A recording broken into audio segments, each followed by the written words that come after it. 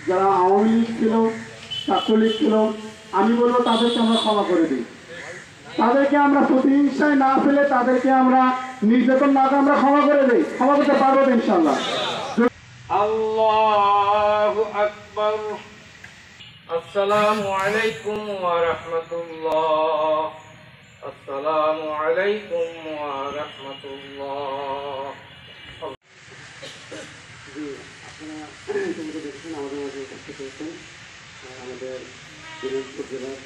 এটাও দেখেছেন আবু সাইদ ভাইয়ের বোন ভিডিওতে বলতেছিল যে আবু সাইদ ক্লাস 5-এ বৃত্তি পেয়েছে, ক্লাস 8-এ বৃত্তি পেয়েছে, আবু সাইদ এসএসসিতে বৃত্তি পেয়েছে এবং আবু সাইদ এইচএসসিতে স্কলারশিপ নিয়ে বেগম রোকেয়াতে ভর্তি হয়েছে।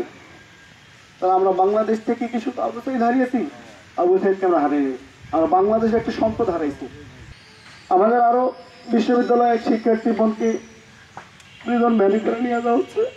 প্রিজন ভ্যান থেকে হাত বার করে দিয়ে বলতেছে, স্যার আমাকে ছেড়ে দেন, আমাকে ছেড়ে দেন, আমার বাসায় একটা ছোট ভাই আছে, আমি বাসায় বাবা মা কেউ নেই, তালা দিয়ে এসেছি, তাকেও ছেড়ে দাও।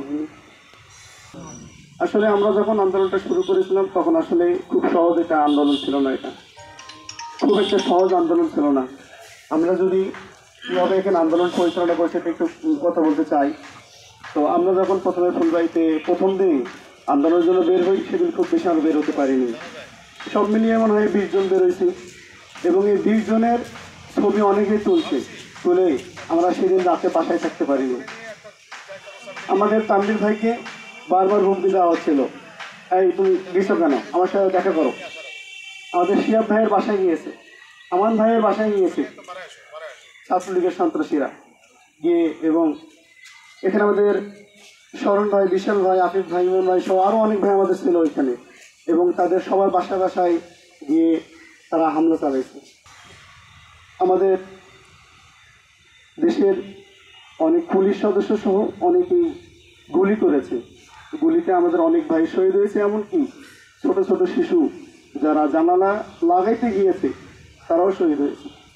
শুধু তাই নয়, এক পিতৃকে আপনার ভিডিওতে দেখেছেন, তাকে বলা তোমার বাবা কোথায় গিয়েছে, বলছিলাম বাবা মারা গিয়েছে।